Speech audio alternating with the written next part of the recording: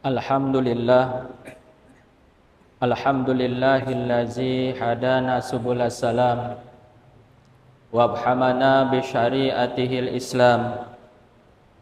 Ashhadu an la ilaha illallah wahdahu la syarikalah wa ashhadu anna Muhammadan abduhu wa rasuluhu la nabiyya ba'dah.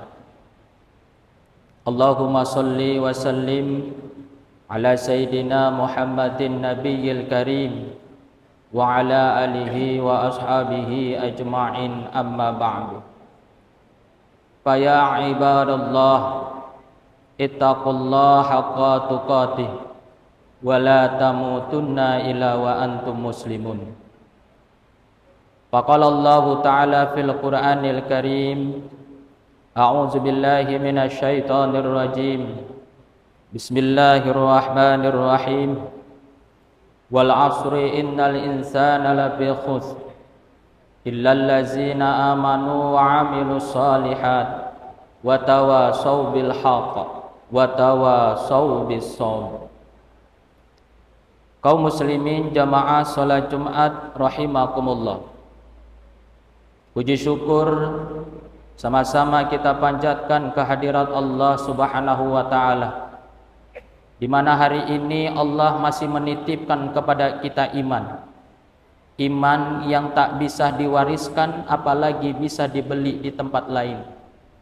Iman ini adalah produk Allah yang paling mahal, dan Allah juga masih berikan kepada kita kesehatan atau ruh, sehingga dengan kesehatan dan ruh itu kita bisa melaksanakan kewajiban kita, yaitu sholat Jumat secara berjamaah. Maka jadikanlah apa yang hari ini menjadi nikmat yang Allah berikan kepada kita, menjadikan diri kita menjadi manusia yang bertakwa di hadapan Allah Subhanahu wa ta'ala. Sesungguhnya pintu surga itu akan dibuka dengan takwa, dan dengan takwa itu juga pintu neraka itu akan ditutup oleh Allah Subhanahu wa ta'ala. Maka melalui mimbar yang mulia ini, saya mengajak pada diri saya dan kita semua, mari sama-sama tingkatkan kualitas takwa kita ke hadirat Allah. Takwa itu hakikatnya adalah imtisalul awamir wajtinabun nawahi zahira wa batina. Menjunjung segala perintah Allah, menjauhi segala apapun yang dilarang oleh Allah, baik itu secara zahir dan juga secara batin. Selawat dan salam sama-sama kita hadiahkan buat junjungan baginda Rasulullah sallallahu alaihi wasallam. Semoga kita mendapat syafaatnya di yaumil mahsyar kelak, hari yang dimana yauma la yanfa'un malun wala banun illa man atallaha biqalbin salim. Hari kita akan menghadapi mahkamah Allah, yaitu hari kiamat, di mana tidak akan berguna harta yang selama ini kita tumpukan atau kumpulkan, dan juga tidak akan berguna anak yang sampai saat ini bisa jadi kita banggakan. Lalu siapa yang diterima oleh Allah? Man atallaha biqalbin salim, orang-orang yang hatinya lurus kepada Allah. Dan bisa jadi kita akan bisa mendapatkan hati yang lurus apabila kita sering membaca selawat kepada baginda Rasulullah sallallahu alaihi wasallam. Jamaah kaum muslimin yang dirahmati Allah Subhanahu wa taala, salah satu Khulafaur Rasyidin yang terkenal gagah dan beraninya adalah Umar bin Khattab. Umar bin Khattab lahir pada tahun 584 Masehi, dan beliau wafat dalam usia 61 tahun, tepatnya tanggal 3 November 644 Masehi. Umar bin Khattab terkenal orang yang sangat tegas, dan Umar bin Khattab adalah merupakan orang yang dijamin oleh baginda Rasulullah sallallahu alaihi wasallam masuk ke dalam surga. Kehebatan Umar bin Khattab pernah diceritakan oleh baginda Rasul, inna syaitan la yabruku min zilli Umar wa masalaka Umar fadzan ila salaka syaitanu fadzan akhar. Sesungguhnya setan akan takut ketika bertemu dengan bayangan Umar bin Khattab. Apabila Umar bin Khattab jalan ke dalam satu gang, maka setan atau iblis akan lari mencari jalan gang yang lain. Inilah sangat luar biasanya Umar bin Khattab di hadapan Allah Subhanahu wa taala. Lalu jemaah yang dirahmati Allah, salah satu yang menjadi pesan Umar bin Khattab kepada kita semua adalah meninggalkan perkara-perkara yang perlu ditinggalkan untuk meraih kemuliaan kita di hadapan Allah Subhanahu wa taala. Mengutip dalam sebuah kitab Nasahihul Ibad karangan Syekh Nawawi Al-Bantani, dalam kitab tersebut dijelaskan, man taraka fudulal kalamuni hal hikmah. Kata Umar bin Khattab, kalau engkau ingin mendapatkan kemuliaan, maka katanya adalah barang siapa yang meninggalkan berlebih-lebihan dalam berbicara, muniha hikmah, maka Allah akan memberikan anugerah kebijaksanaan pada dirinya. Jemaah yang dirahmati Allah, berbicara itu adalah sesuatu kenikmatan dari Allah. Orang yang terkena sariawan sulit berbicara maka sedih, dan ketika ada orang yang sakit gigi maka sulit berbicara juga sedih. Maka ketika ada orang yang diberikan nikmat oleh Allah bisa berbicara, maka jadikanlah pembicaraan ini menjadikan diri dia dekat dengan Allah.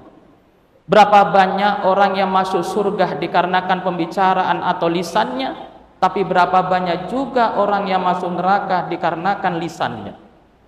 Di zaman baginda Rasulullah sallallahu alaihi wasallam, dua orang wanita ketika itu mengadu kepada Rasul, "Ya Rasul, kami sudah berdoa kepada Allah, kami sudah melakukan amal-amalan yang pernah Engkau berikan kepada kami. Kami sholat tahajud tak pernah tinggal, kami melaksanakan puasa di siang hari, kami melaksanakan puasa Senin yang Engkau perintahkan, kami melaksanakan apapun yang Engkau perintahkan dalam bentuk ibadah. Lalu kenapa doa kami tidak dikabulkan ya Rasul?" Maka apa yang dikatakan oleh Rasul? Sahabat dipanggil oleh Rasul, "Wahai fulan, berikan cangkir ini kepada wanita tersebut." Akhirnya apa? Cangkir tersebut diberikan kepada wanita, lalu kemudian wanita tersebut disuruh memuntahkan apa yang ada pada mulutnya. Maka keluarlah segumpal daging yang busuk, segumpal darah yang mengental.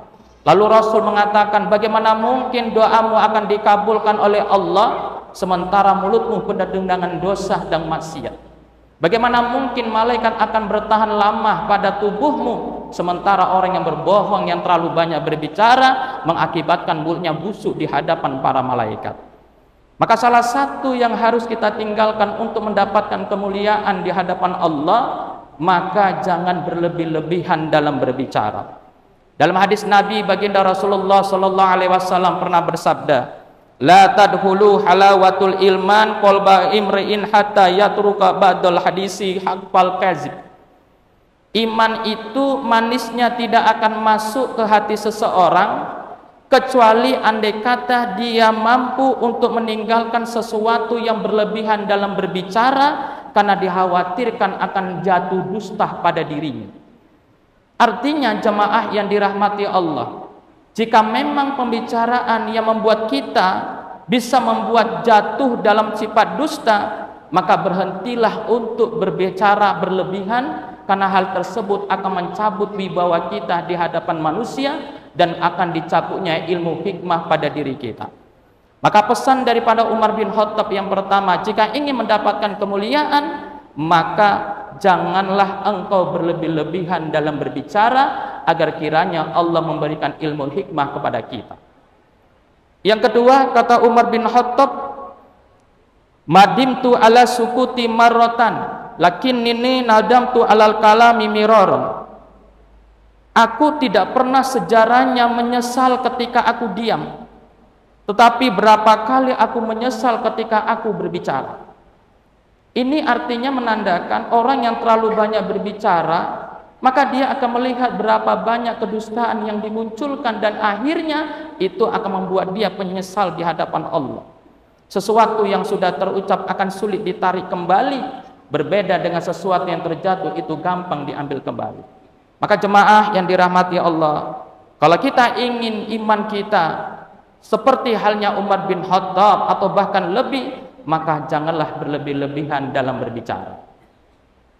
Yang kedua, kata Umar bin Khattab, "Wa man taraka fudulan nazri muni'a khusyu'al qalbi."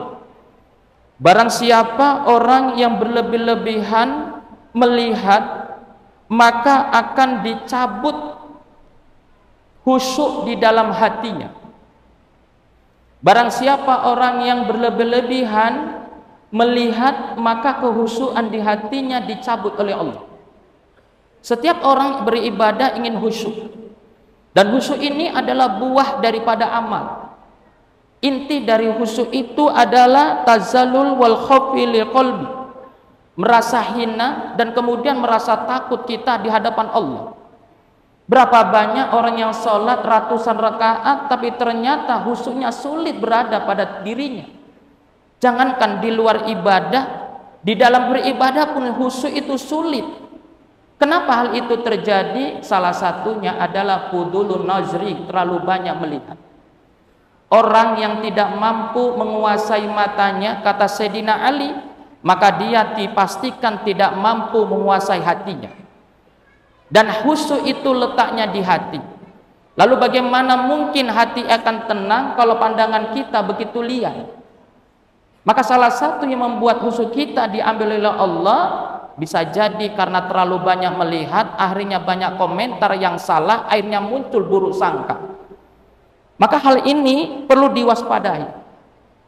Mengapa ada orang yang rajin beribadah tapi maksiatnya jalan terus? Keningnya sampai menghitam tapi maksiatnya tetap jalan terus. Bukan berarti sholatnya tidak sah secara fikih, tapi buah dari ibadahnya belum didapatkan secara sempurna. Maka Allah mengatakan di dalam Al-Quran, qad aflahal mu'minun allazina hum fi sholatihim khashi'un. Sesungguhnya beruntunglah orang-orang yang beriman. Siapa orang yang beriman yang beruntung itu? Kata Allah, allazina hum fi sholatihim khashi'un, yaitu orang-orang ketika di dalam sholatnya dia khusyuk kepada Allah. Apa arti khusyuk itu? Khusyuk itu dijelaskan oleh ulama, tazalul qalbi wa khaufuhu minallahi ta'ala. Ketika dia beribadah, dia merasa dirinya hina. Ketika dia beribadah, dia merasa dirinya takut. Hasil dari buah ibadah tersebut, dia di luar takut kepada Allah dan takkan mungkin dia bermaksiat kepada Allah. Kalau kita memahami, jangan kita anggap ketika kita banyak beribadah lalu kemudian iman kita sempurna, amal ibadah kita kemudian terus menjadi baik. Di dalam sejarah, iblis laknatullah sebelum Adam diciptakan itu beribadah 185.000 tahun. Ibadahnya luar biasa, tidak ada satu jengkal tanah pun yang tidak disujuti oleh iblis. Kemudian para malaikat geger di langit memohon kepada Allah agar kiranya iblis dinaikkan. Maka akhirnya dinaikkan ke langit pertama, kemudian ibadah lagi sampai akhirnya langit kedua, sampai langit yang ketujuh. Begitu Nabi Adam diciptakan, apa kata Allah? Kalian fasjudu, maka kalian sujud. Lalu siapa yang tak sujud? Iblis. Lalu pertanyaan, kenapa ada orang yang rajin beribadah 185.000 tahun tapi masih membangkang kepada Allah? Ini artinya ibadahnya hanya sebatas jasmani, tidak sampai menyentuh hati.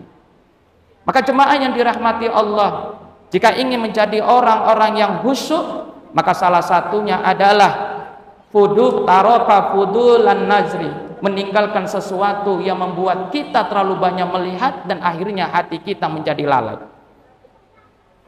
Kemudian yang ketiga adalah waman tarokal istigol bi uyubi goirihi munihal islahu bi uyubi nafsihi. Jika engkau ingin mendapatkan kemuliaan, kata Sayyidina Umar, maka barang siapa yang meninggalkan sibuk dengan aib orang lain, maka dipastikan dia akan diberi kebaikan untuk mencari aibnya sendiri. Maka daripada itu jemaah yang dirahmati Allah, tugas kita bukan mengkoreksi orang lain, karena orang lain sudah dikoreksi oleh makhluk Allah yang bernama Raqib dan Atid. Tugas kita adalah mencari aib diri kita sendiri, jangan sampai kembali kepada Zat yang Maha Suci, ternyata masih banyak najis-najis dosa yang belum kita bersihkan. Maka daripada itu jangan sampai ada muncul kesan peribahasa, kerbau di ujung laut nampak, tapi dosa di mata sendiri pun tak nampak. Maka jemaah kaum muslimin yang dirahmati Allah Subhanahu wa taala, Jika kita suka mencaci orang lain, maka orang lain pun juga bisa mencaci kita. Jika kita menggunakan lidah untuk mengejek orang lain, maka pastikan orang lain juga punya lidah untuk mengejek kita. Maka supaya aib kita tidak mau dibongkar, maka jangan membongkar aib orang lain. Maka agar kita tidak dibongkar aib orang lain, maka kita tidak boleh mengkoreksi aib orang lain. Biarlah Allah kemudian memerintahkan kepada malaikatnya Raqib dan Atid yang kemudian mengkoreksi dosa-dosa orang lain. Tugas kita dan kewajiban kita adalah mengkoreksi diri kita sendiri. Sayyidina Umar pernah mengatakan, hasibu qabla an tuhasabu. Introspeksi dirimu sebelum engkau diinterogasi oleh Allah Subhanahu wa taala. Barang siapa yang rajin berintrospeksi dan interogasi dosa-dosanya, maka insya Allah dia akan menjadi manusia yang baik dan akan kecil kemungkinan nanti kesalahannya akan ditunjukkan oleh Allah Subhanahu wa taala. Dalam sebuah kitab Tambihul Muqtarin dijelaskan, ada seorang ulama yang bernama Wahab bin Munabih. Beliau mengatakan, inna a'zaman nuzub indallahi bada syirki billahi asyuriyatu bin nas. Sejelek-jeleknya atau sejahat-jahatnya dosa sesudah syirik adalah ketika dia mengejek orang lain. Ketika ada orang yang tidak sholat lalu kemudian dia tobat, Allah langsung menerimanya karena sholat berkaitan dengan Allah. Ketika dia tidak berpuasa lalu kemudian dia tobat dan tobatnya diterima, maka gampang urusannya dengan Allah. Tapi ketika dia menjelek-jelekan aib orang lain, maka Allah tidak akan mau menerima tobatnya sebelum orang yang diejekinya meminta maaf atau memberikan maaf kepadanya. Maka jemaah kaum muslimin yang dirahmati Allah, marilah jadi bahagian orang-orang yang ingin dimuliakan oleh Allah seperti halnya Umar bin Khattab. Meninggalkan sesuatu yang tidak pantas, meninggalkan sesuatu yang membuat kita terhijab dari Allah adalah sebuah keniscayaan agar kiranya kita menjadi manusia di hadapan Allah yang mulia. Mudah-mudahan dengan khutbah yang singkat ini dapat mengetuk batin kita, dapat mengkoreksi diri kita agar kiranya kita bisa menjadi manusia di hadapan Allah Subhanahu wa taala. Barakallahu li wa lakum fil Qur'anil Karim wa nafa'ani wa iyyakum bima fihi minal ayati wa zikril hakim. Taqabbal minna wa minkum tilawatahu innahu was samiul alim. Fastaghfiru innahu huwal ghafurur rahim.